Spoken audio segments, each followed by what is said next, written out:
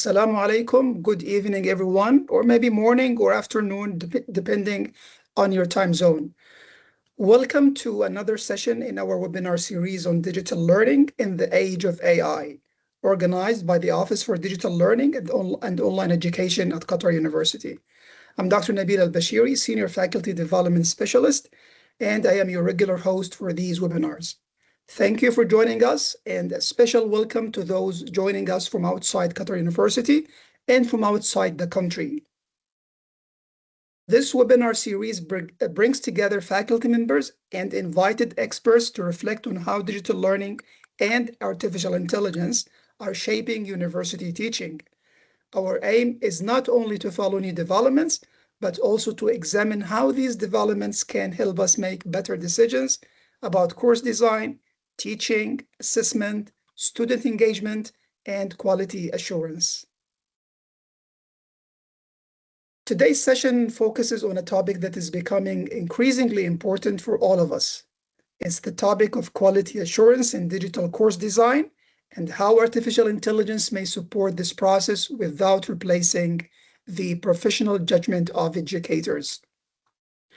Although the session will focus mainly on quality assurance for online and blended programs, the ideas are highly relevant to traditional face-to-face courses as well.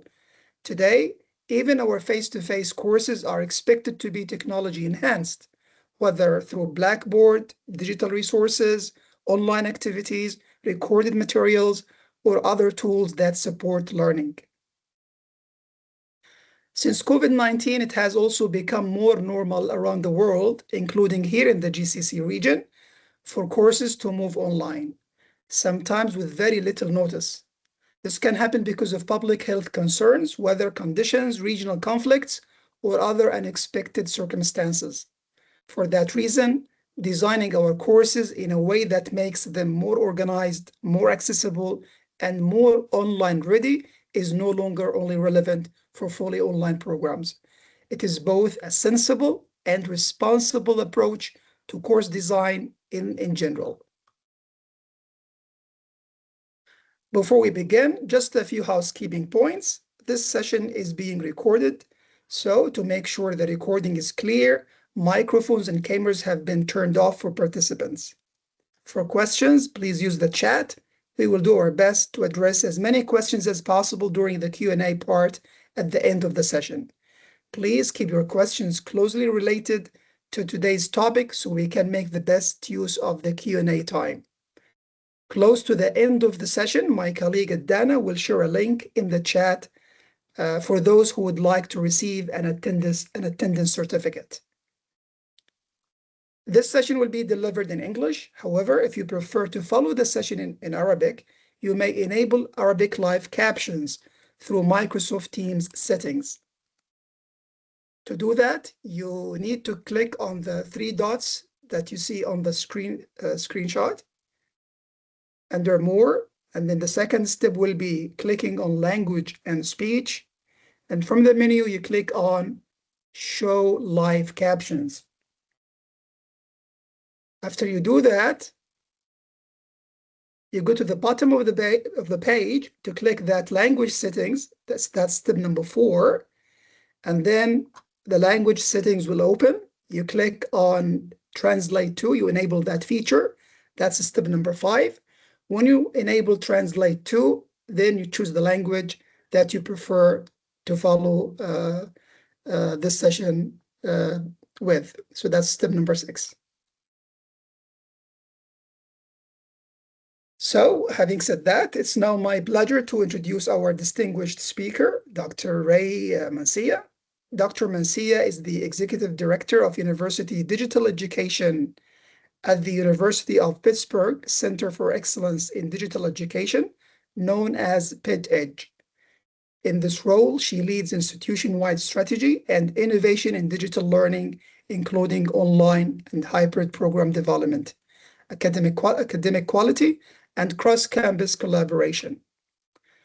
Dr. Mancilla brings more than 2 decades of experience in instructional design, curriculum and faculty development, program evaluation, and assessment. She is also a nationally recognized expert in online learning and digital accessibility. She currently serves as vice chair of the Quality Matters Instructional Design Association, a Quality Matters Master Reviewer, and a peer evaluator for the Middle States Commission on Higher Education. Today's session is titled Human-AI Collaboration for Digital Course Quality Assurance. And at a high level, the session invites us to think about how artificial intelligence can support course quality assurance while keeping human expertise and professional judgment at the center of the process. With that, I'm delighted to welcome Dr. Mancilla to lead us into this important conversation. Please join me in welcoming her. Dr. Mancilla, the floor is yours. I will stop sharing. Thank you, Dr. Nabil. Can you see my slides? Yes, we can. Thank you. Great. Thank you very much. I appreciate the warm welcome to Qatar University and all of you being here, especially during your dinner hour. What I'd like to talk about is, how we define quality in online education and digital learning. How do we assess that at scale? And really explore solutions, which is what we've been doing at the University of Pittsburgh. Today, I'll walk you through a pilot study that we did over the past several months with our learning design team, exploring how artificial intelligence can support but not replace the human element in the review for course quality. I hope to share some tools with you that you could implement if you're a faculty member, if you're an administrator, if you are a staff member or learning designer. I've had all of these roles in higher ed, and I understand the importance and nuance in how you may approach quality from these different perspectives.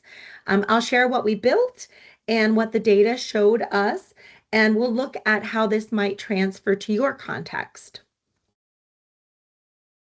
I'm going to skip over my introduction because Dr. Nabil was so kind to introduce me.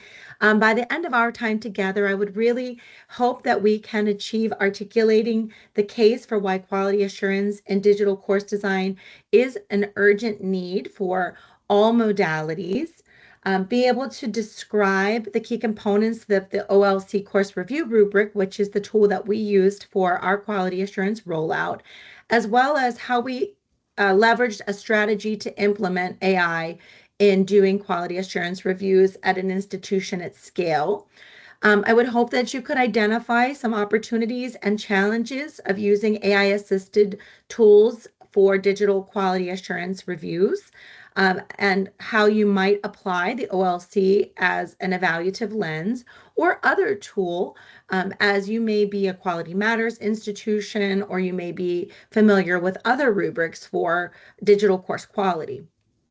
To explore and explain the learnings from our comparison of a manual and AI-assisted review and what we learned, and to potentially get to the discussion of these strategies and how we can apply them at your institution. So we are going to leave time for Q&A. I'd like to start with the institutional context of the University of Pittsburgh. This is a view of our campus. We're located in the state of Pennsylvania, and we are an R1 institution, a large R1 of 35,000 students. We have a main campus and 4 regional campuses that we serve. And our Center for Excellence in Digital Education was recently established in 2024 to consolidate previous online learning efforts across the institution. And our goal is to be what would be considered an internal online program manager or an internal OPM that would be able to provide services across all of the system without the commercial relationship associated with an online program manager. So we do provide marketing services, continuing education and non-credit offerings, instructional design services for credit-bearing offerings, community building and student success initiatives for our digital learners. And we look at campus partnerships for clinical education, as we have a large clinical need and resources at the institution. So we do immersive experiences and clinical assessments.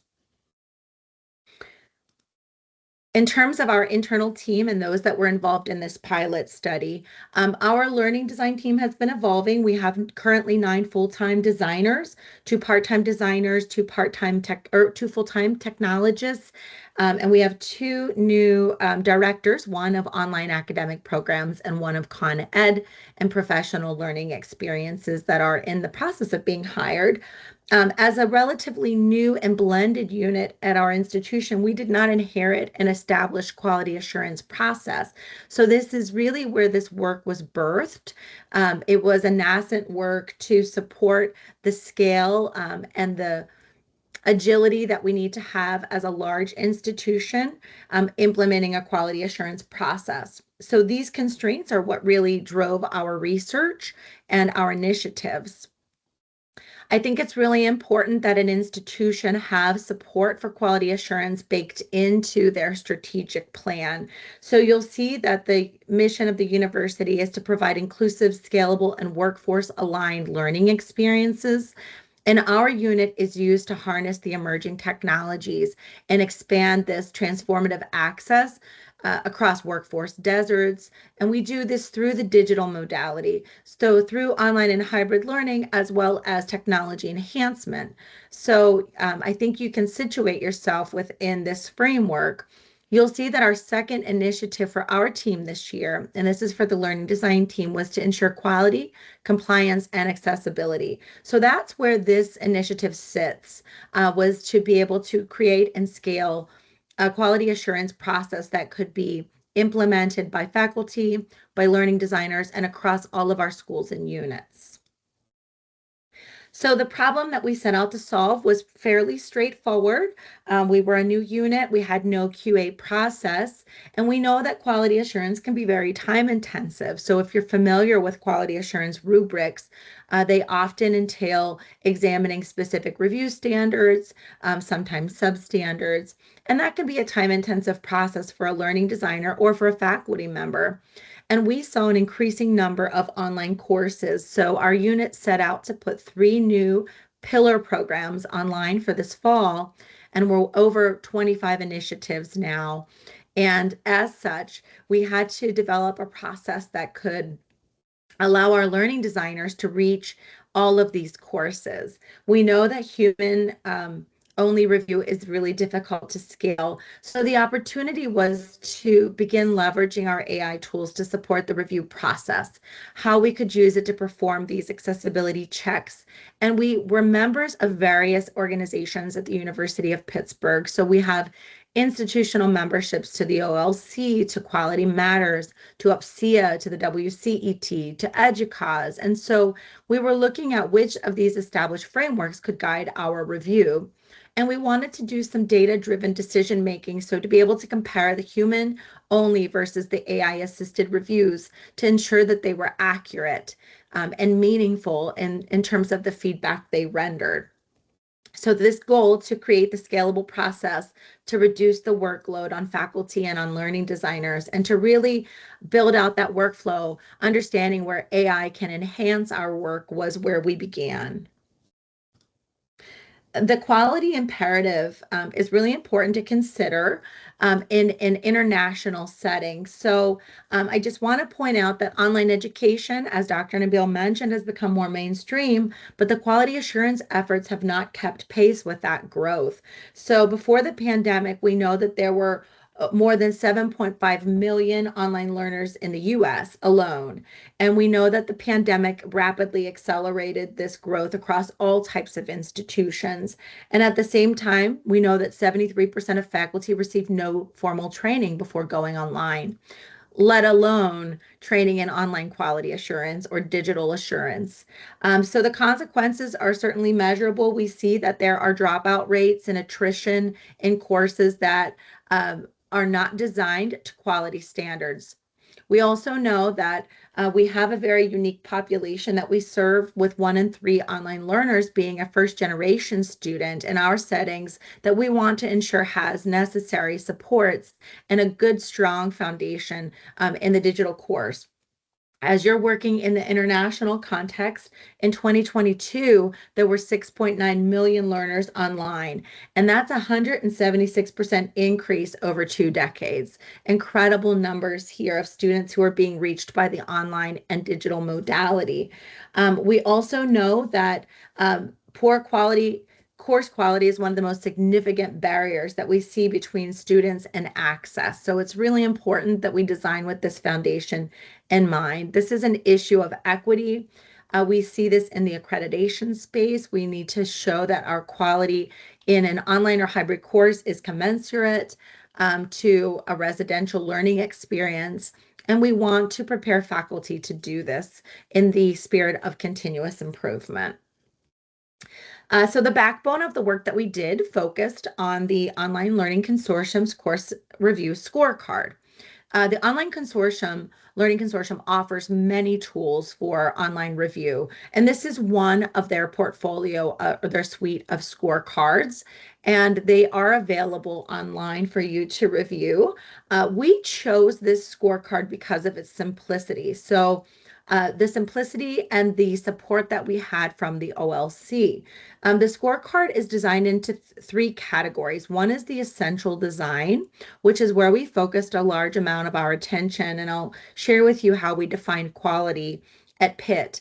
It has 40 points that are broken down into learning objectives, instructional materials, policies, accessibility, course organization. And as Dr. Nabil stated earlier, these principles are fundamental for any digital course design. So if you're designing a learning management shell for a residential course, grade books and assessments, and ensuring that there is alignment among the gradebook components and the course components.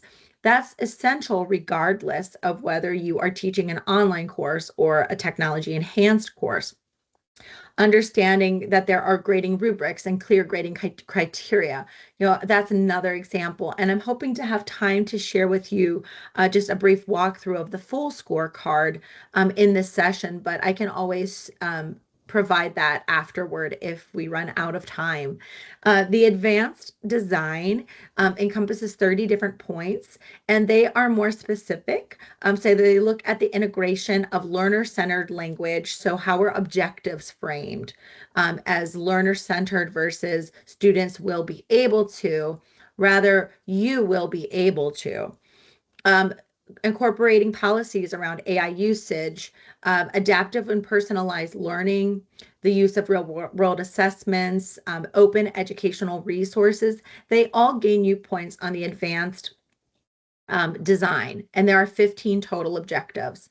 Our institution is a unionized faculty group, so we have a collective bargaining agreement. Our unit is not permitted to move into evaluating or assessing course delivery. However, there is a component of the scorecard that you could use as a faculty member to self-assess your course and your course delivery. We've also discussed ways of leveraging this tool in our unit, but it incorporates important standards around how the instructor establishes presence in the course, timely use of course announcements and feedback mechanisms, learner support and responsiveness to learners, and if there is an opportunity for peers to engage. So there are 15 objectives in the course delivery component. In our study, we really focused on essential design. As I mentioned, as a unionized collective bargaining agreement unit, we're not able to move into delivery, but we are able to look at these fundamentals. Importantly, there is a simple scoring scale that ranges from 0 to 2, developing, accomplished, and exemplary. So at our institution, we've been developing some badging, and I'm going to share that at the end of this slide deck so you can see how we are badging for quality based on these various levels. But you can see an example standard here that learning objectives or outcomes are specific, measurable, and clearly defined. This is a hallmark of almost every rubric for quality assurance. That course content is up to date, it's relevant, and it's aligned with a learning objective. So this is how we really define quality at Pitt. Just moving into the pilot itself, I want to share out what our research questions were, how we gauged this, and how we rolled out this process. So we organized around 3 research questions. Which approach of our 3 conditions that I'll be sharing was the most reliable rating? Was it working alone to review a course? Was it working with AI? Or was it working together with 2 humans together, for example? So we compared various condition types. We also looked at, does AI assistance improve the feedback, the agreement among raters with a benchmark? And we used the gold standard of the human as the benchmark. And then, are there training needs? How can we use this to drive a training agenda for our faculty members on campus and for our other online learning units on campus?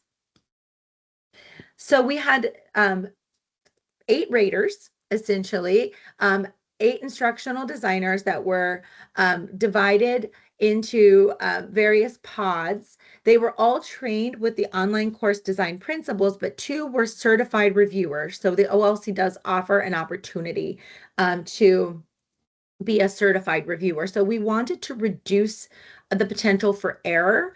We wanted to ensure that raters were calibrated and had meaningful training. So we did apply this rubric to 7 asynchronous online courses that we had available across 4 different disciplines. Our hope is to scale this further and collect additional data across other disciplines, but we were working across law, nursing, social work, and courses from the School of Education. We applied the 20 essential reviewers, and each course was rated by multiple rater types independently, so we could assess inter-rater reliability. We had a total of 420 individual ratings across these courses. Just to share with you what our timeline looked like, we began this process in late December as our unit really began to emerge in October, and this need to scale the process was evident. So phase 2 involved multi-tool pilot with the IDs. So the IDs began their independent course audits, and they were recording their results on the OLC course design scorecard. In January, the IDs delivered their scorecards to us, and they also shared their results on a digital version of the scorecard. And I'll share with you what that looks like. And then we began in February to assess the feedback and document our results and our next steps. We had 3 conditions. One was the solo human review. So a human rated the course using the OLC Essential Design Standards, all 20, in recording their results. The human-to-human review was humans working together to rate the course on the 20 essential standards and looking for areas of collaboration. So if they did not agree on a standard, they had to meet to discuss it, and they could also bring in another human to help break the tie, if you will, if there were areas that they could not come into agreement. And then the third condition was the human AI review. So we used the 20 essential design standards, and we used the ChatGPT assistant that was available through the OLC. And that was a really important component because that was part of our strategy to scale, was to determine if we could use the GPT assistant. We had various instruments and materials that help support our review. So the custom Excel scorecard, we hosted this in SharePoint, and this is where the data tracking was occurring. So the instructional designers were logging their results on this Excel sheet, and I can share an example of that on following slides. The OLC also developed a GPT training, and they have an assistant that we use to perform the human AI interaction. And that is, I can show you an example of the interface. That was our primary AI assistant. And then rater training protocol, we did do an orientation on OLC standards, on the scoring rubrics, on rules for using the assistant, so that we were as closely calibrated as possible going into the review. We wanted to ensure there was no ambiguity, or at least reduce the ambiguity in areas that we could. This is a screenshot of the GPT assistant. You can see that there is structured prompt interaction. The reviewer asks the assistant to examine specific course elements against various criteria of the rubric and to return evidence before the score is assigned. So the score is that 0, 1, or 2 on those 20 standards. So what you're looking at is really our decision support tool. It wasn't an automatic scoring engine, although we were able to download exports from our Canvas courses and upload them and prompt the GPT assistant to provide us and to deliver an evaluation of the course content. We also piloted the OLC's web-based scorecard. So this is an example of the web-based scorecard, and the scorecard itself allows you to add multiple reviewers, which is how we were able to do the human-to-human interaction. They could collaborate around a single scorecard, and they can make the results visible to administrators. So that was very helpful for me to be able to look in and take a peek at how the course was progressing. It walks you through step by step the review process. So it's a digitized version of the scorecard. We also have a PDF version, which is another option. And this was our Excel scorecard template. So you can see that there is one objective for each of the 20. We had it set to calculate the various scores, and that was helpful to be able to compare across reviewers.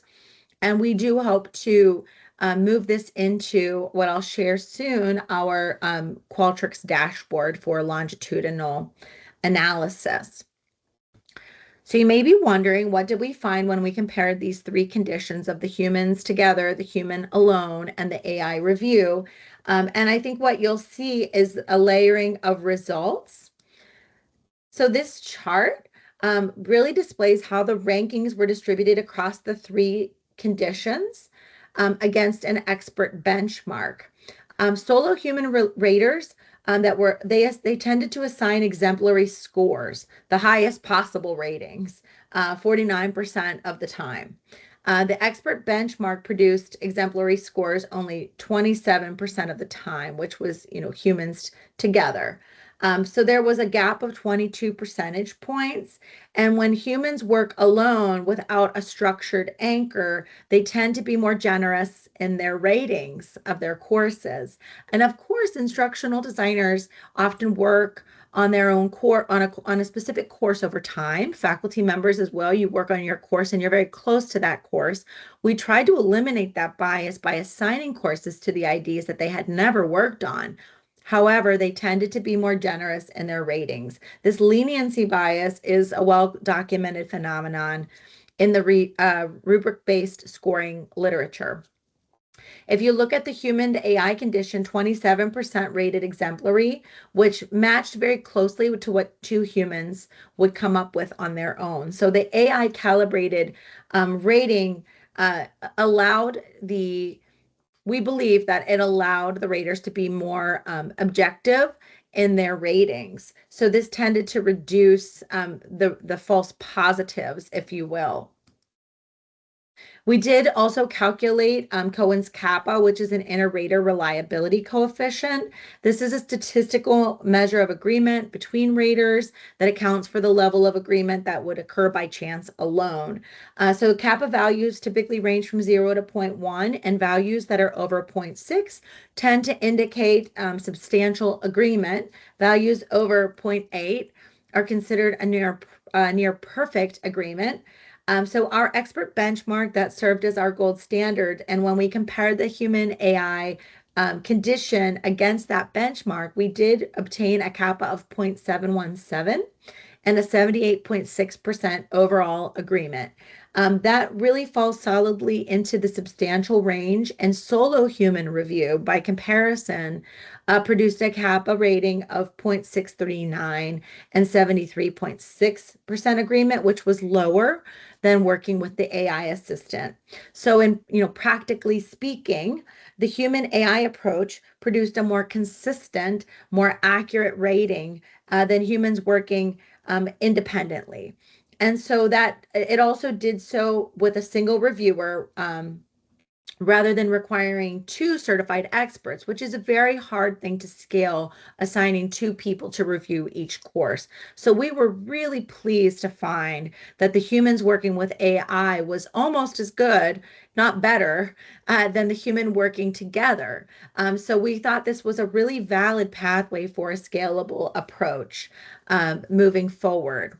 So in terms of summarizing these findings, we can see that the human AI collaboration, it did produce reliable results. It's a meaningful, it's a consistent finding. We would love to be able to repeat our pilot and do this with more courses and with more reviewers. We also saw that AI reduced that leniency bias. So solo reviewers gave nearly twice as many exemplary ratings as the expert benchmark.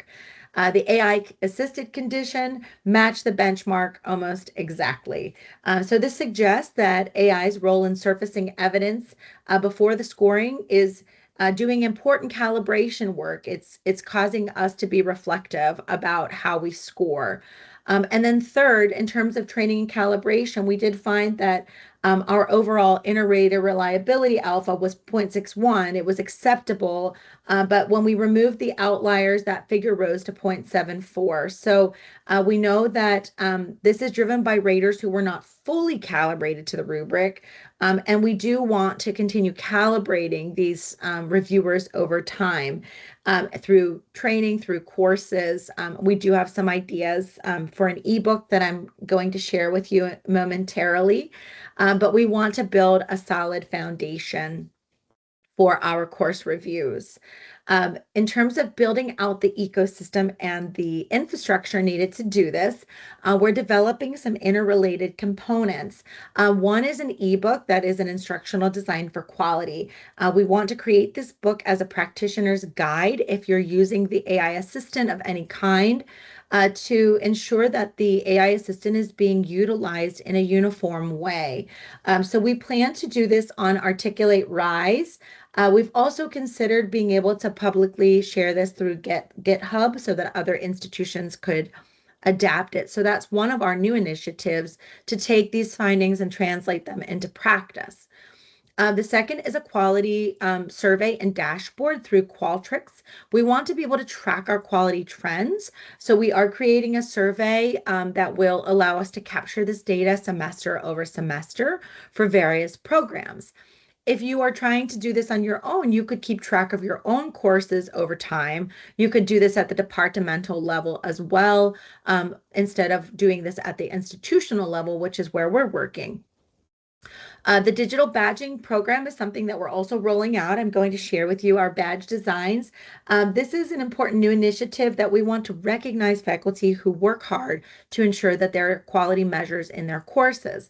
So we're going to personalize these badges for 3 levels of quality, and ensure that there's recognition at our institution for what this means, and what we can guarantee students as a learning experience in our digital courses. And then we are in the process. One of our designers, who was a close partner in this work, and really was the brainchild for some of this work, is developing a bot that is going to be hosted through Olama. We're trying to incorporate quality standards for multiple rubrics plus universal design for learning and accessibility standards in one bot. So some of our future research is going to compare the use of that bot relative to the use of OLC. But ostensibly, you could do this with any quality assurance rubric that you would like to apply. And then finally, we do want to embed this design review into our learning engineering cycle. So the nested cycle for course revision and course iteration will embed quality assurance so that all courses that go out that are online from Pitt, our Pitt online courses, have incorporated these guarantees of quality and this level of review. This slide, it does show the structure and flow of the book that we're hoping to develop through the 20 objectives. We want to work together to ensure that we have all of these components, the authors, the RACI charts. This is the project management piece behind the scenes. And then we would like to be able to distribute this book to everyone. So this is just an example of our workflow associated with the ebook. And this is an example of the dashboard that we've begun creating to capture the data in a dashboard format for our programs. So you'll see that we've grouped the standards from the course rubric into alignment and academic foundations. You can customize the rubric based on your institution and the needs. So we've grouped these standards together, and this will allow an instructional designer or a faculty member to report their level of quality for their course and capture that data. So if they do work with an AI assistant, this is the final step in recording that data. And you'll see that it has a quantitative component, but there's also a qualitative area for notes and for comments. So that will help us to capture some of the nuance and also have a record of the design decisions. For example, if for whatever reason we are unable to accomplish a specific standard, we would have record of why. This is an example of the badges that we are hoping to put forward this year for our programs in fall 2026. We've defined 3 levels: accomplished, distinguished, and exemplary. The quality course is what we're defining as 100% on all essential design objectives, meaning that there is a score of at least 1 on all of those objectives. And by definition, the OLC has a number of ancillary materials, but they define meeting minimum expectations for quality and effectiveness as all essential elements. When we do project charters with new programs, we like to guarantee that at least all of the essential design objectives will be met. A high quality course we're defining as meeting 85 to 100% on essential design objectives and having a score of at least 2. Which was exemplary status. And this surpasses standard expectations, and it demonstrates effective practices and superior levels of student support. So that moves into personalization of learning and other components. And then finally, exemplary course would be 100% on advanced objectives, having a score of at least 1. This would reflect a higher level of achievement on instructional strategies that enhance student engagement. Again, we did not bake in the delivery portion of the rubric, but this would focus on rewarding design, effective design, and also displaying these badges on the courses that we're putting out to students. So moving on to application and then to your questions, of course, thinking about how this might be applied in your setting, I think there are some questions that can guide your thoughts about maybe how you could take part of what we've done or an aspect or the framework and apply it to what you're doing. First, I think you really want to define and distinguish which quality framework will fit your context. And it may be a blend of the OLC, the Quality Matters, CAST UDL guidelines. They all have different emphases. And we also have to consider what the accreditation or requirements are before adapting a scoring tool. So for example, we do have federal mandates in our US context for regular substantive interaction in courses. We need to ensure that our quality rubrics account for that so that we are being compliant with our mandates as well as guaranteeing quality. The next step, I believe, would be looking at what AI tools are available to your faculty members, to your designers. So we've explored creating our own bot, but we're using the ChatGPT assistant offered through the OLC. You can create your own AI agent if you have a Gemini, or you have Copilot, or you have Claude.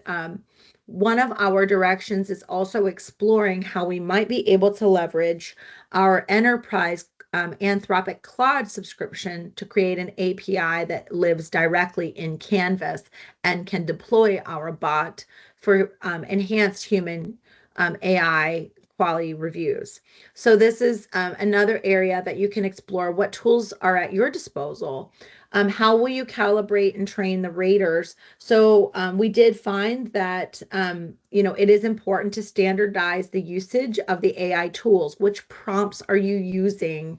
What elements of the course are you uploading to get results? So this all happens through that training and calibration.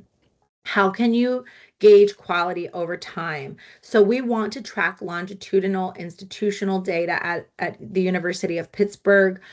This is part of our strategic initiative. So we're working on that dashboarding. So we're using Qualtrics to be able to do this. It may evolve over time to a more sophisticated dashboard. But how will you track data at your department level, or at your course level? How will you see year over year that your course is moving toward continuous improvement, that the needle on quality is moving? And then finally, how does your context shape the QA needs? So there are different expectations, cultural expectations, faculty governance expectations, resource availability, that all really shape how you can affect quality in your setting. There are financial implications, for instance, which tools you have at your disposal. So these are all considerations as you look at applying this in your own institutional context. And just a quick note on modalities. As we talked about earlier, there are applications of this scorecard throughout instructional modalities for online learning, for hybrid learning, for high flex, or for technology enhanced learning. I want to be sure to leave time for questions, so I'll be quick on this slide, but we will share the slides out with you, so you'll have access to these examples. But looking at online, what are you really focusing on? Your discussion, your reflection, your self-paced engagement strategies. What are you focusing on in hybrid settings? Engagement that helps you to bridge that face-to-face in-class experience with online experience. How are you feeling like you're in one course even though you're in two modalities? Things of that nature. In the high flex environment, looking at how you can ensure equitable participation when you have students, on ground in classrooms, and you have students who are online joining. And then technology enhanced environments. Do you have instructor engagement across these modalities? How is that facilitated through the use of various tools? So there are different foci, but you can choose aspects of the rubric that are better tailored for your modality. And I would encourage you to take a look at the OLC rubric. We have been a Quality Matters institution for a very long time, and we have never been able to scale that rubric at the institution, but we did find that the OLC was very simplistic and easy for us to mobilize. We do have partners at the University of North Carolina that are also using this rubric, and they have tied this rubric to stipends for faculty members and their development of online and hybrid courses. So, and they've tailored it as well. They use Google Sheets. We're using Qualtrics. And so I would encourage you to explore those avenues.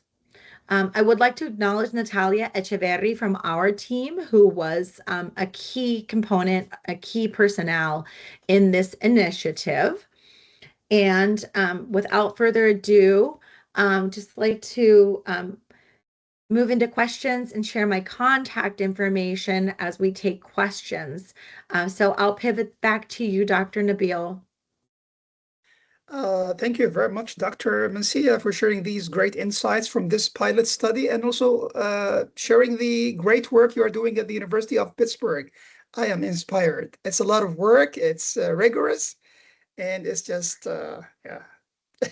I mean, I appreciate all the great efforts and the meticulous and rigorous elements that you take into consideration when designing, planning, developing, and most importantly, ensuring that they are at a certain quality standard. And you are approaching this as a continuous improvement rather than an event of ticking the boxes and then we are all done. So thanks for sharing these insights. And yeah, it's time for addressing some questions. We've got a few questions in the chat. Let's start with a question from Dr. Shaheen. He's asking about the rubric you're using. I think you're using a three-point scale, meeting the standards and extraordinary, something like that. He was wondering if using a 5 or 4-point scale would be better in capturing the for better results. Any thoughts on that? I agree that it is. I do believe that a 5-point Likert scale would be better. We did try to align to the actual scorecard itself to gain traction and to show that we were using this instrument. But I would be very interested in exploring the validation of the OLC scorecard instrument beyond our institution. So it would be possible to develop that more nuanced scale. And I do think it would require greater calibration around the raters. Fair point. And I think some people might prefer the 3-point scale for it's being straightforward in terms of doing the self-check. But there is also a fair point for having a 4 or 5-point Likert scale for assessing the quality of anything that we are evaluating. And also, I just shared the screen briefly. This is the PDF copy of the rubric that we use, so you can see the 3-point scale. But one of the constraints that we were operating under was by using the OLC GPT Assistant. It is designed to apply the 3-point scale. That wouldn't be a limitation if you were developing your own bot. You could develop the 5-point scale and define those levels. So this just shows you sort of what we were, the 20 standards that we were looking at. So it is possible to do a completely manual review on a paper copy with no digital component. Okay, great. Thank you. Another set of questions from Dr. Arshad is asking about how to avoid over-standardizing teaching. You know, sometimes we receive this critique of quality assurance as a tiring process, as limiting us in doing what we want to do. Any thoughts on this aspect of over-standardizing, in this case, the quality standards of online and hybrid programs? Sure, we do hear this a lot.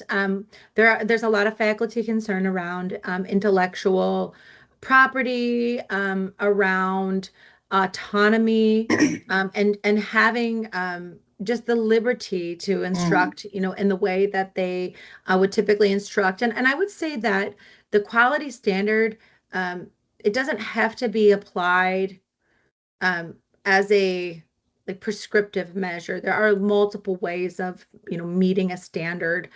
So it's more about incorporating the best practices. So for example, providing office hours or communication preferences. Most faculty members are really dedicated to serving their students, and they're going to do this no matter what. So rather than saying, your office hours have to be from this hour to this hour, and that's what meets the standard. The fact that there is availability on the course page, students know they can reach you. So there are lots of ways of meeting that, whether it be through an open office hour once a week or by appointment. So I do think there are ways of meeting the standard that are not prescriptive and not limiting to faculty members. And I think that our ebook, one of our goals is to show examples of how to meet the standards so that it promotes that culture of quality, and it also feels more free from a faculty perspective. so that we aren't limiting or over templating. We hear a lot of concerns around we don't want to be templated. We want to be able to be unique. Right. Okay, actually, Arshad has three questions, but for the sake of time, I will just choose one more question from his list. He's asking about how AI can integrate with existing quality assurance frameworks such as ABET. How can, pardon, How can you how repeat? can yeah how can the quality assurance for online programs integrate or maybe overlap or contradict other quality assurance frameworks such as EBET, the generic quality assurance framework for computer sciences and applications? I think that they can complement one another. So the quality matters, the OLC, they're really not designed to be content specific, but rather content agnostic. So if Yep. you have a disciplinary framework, you can integrate additional standards into your rubric. So the OLC rubric is designed to be customized. So if we wanted to include 25 essential standards and 5 of them were not, you know, not native to the rubric, we could do that. And I think that's really where, if you have a program director or you have someone in a leadership role within a department, that's where that subject matter expertise can really be incorporated into the quality assurance tool that you're using. So the quality assurance tool has to work for your discipline, for your unit. And what we have in these frameworks are really best practices for an online course, things that guide navigation, that guide the use of multimedia, that ensure that the multimedia is accessible, that it's captioned, that there is a scaffolded approach to formative and summative assessment, and students aren't taking one exam and have no other learning opportunities throughout the course. But you can definitely integrate and inject your own disciplinary expertise, and you could create a subset of questions that gets swapped out for different disciplines. So, as an institution, if you adopt a rubric, you can have a set of questions for humanities, a set of additional questions for computer science or for engineering. Great. Great. Thank you very much. Hassan has also a set of questions. For the sake of time, I will pick up one of them. And please excuse us for just selecting a few questions just because of the time limited constraints. So he's asking whether you have conducted or considered comparing the output of different AI agents or LLMSs, chatbots using the same material, same prompts, and same training level. So if you use ChatGPT versus Gemini to evaluate the quality of this online course or program, do you think that will get different results? So I do think that we will see different results. We're in the process of doing something similar right now with the bot that we've created, working to apply that across these same set of courses, and we're looking at comparing the results to the OLC ChatGPT assistant. But I think that would be a wonderful study to be able to explore the use of these different LLM models. We have found that, for example, Claude is much preferred for like deep analytical thinking. We have seen that Gemini overall, our work with Gemini has shown that it's much more cursory. It's not really designed for what we're trying to accomplish, because we have Claude as an institutional subscription, and we also have the ChatGPT. Those have been the two that we've been focused on. But if your institution is a co-pilot institution, that might be another way of scaling this approach. So that might be a great study to explore if you tried this with co-pilot versus Gemini or co-pilot versus CoachGPT. We did find that ChatGPT was very it would often forget what it was trying to accomplish. And so we did have to create a guide of prompts that the designers would use when they were prompting the GPT assistant to be able to render the same results across, multiple designers for a course. So having a prompt guide is really helpful. The OLC does provide an assistant guide. So it does share out some example prompts, and we built on that as our guide for this pilot study. And it's worth noting for those who skipped this part or came late that in your study, you were not using the generic AI platform such as ChatGPT or Gemini. You used a specifically built agent for doing this quality assurance. Am I right? We did. We used the OLC's GPT agent. Yes. Now, we have met with the OLC representatives, and they have encouraged us. We can build our own based on their materials that would integrate directly into Canvas, because we did come across some limitations in terms of file upload size, what their agent is, able to do. And able to sustain. So that was one of the limitations that we had, was just file size. Like we would have to break a course into 2 parts and import into zip files and exports instead of a single import. And that's really where the API will come in handy, because it will be directly installed and be able to crawl the course. Absolutely. Just one question about this agent developed by OLC. Is it freely available, or you have to have a specific subscription with the OLC? The OLC does have a very reasonable institutional membership. We are institutional members. I do access it through the website, but I don't think I go through the login, actually. So I think the GPT assistant is available. Their digital scorecard, where they walk you through step by step, that one is behind their login. But we have found them very easy to work with. And we also, have used our best practices from Quality Matters. So, I would really consider like which tools you have available already, and how you can, best leverage them.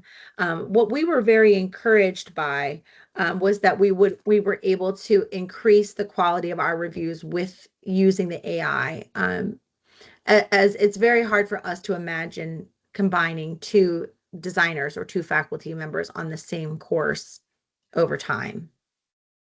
Wonderful. I think we are now at 7:30. So let's just take one more question before we conclude this great session, Dr. Mancilla. This question came from Ahmed Nazif. He said that you mentioned looking at the inter-rate reliability and human agent reliability. He's asking whether we should also be concerned about inter-agent reliability, that is multiple uses of the same agent or different agents. I completely agree. Yes, I think it would be helpful, and we were trying to reduce the number of times that we went into to the agent. We had to go in at least twice because we had to upload the course in multiple segments. But yes, I agree that we should consider the inter-agent reliability coefficient in future analyses. Wonderful. Okay, then it's time to conclude this great session. So I'd like to thank you, Dr. Mancilla, for this insightful session and for sharing your experience with us today. Your work at the University of Pittsburgh in advancing digital education, course quality, accessibility, and responsible innovations is highly relevant to the conversations that many universities are now having. We sincerely appreciate your time and wish you continued success in your important work. Today's discussion reminds us that AI can support quality assurance, but human expertise and professional judgment remain central. So before we close, please remember to complete the attendance certificate form shared in the chat. We will also send you a follow-up email with the session recording and slides and the feedback form where you can share your suggestions for future webinars. Thank you again, and we look forward to seeing you in our upcoming sessions. So it's bye for now.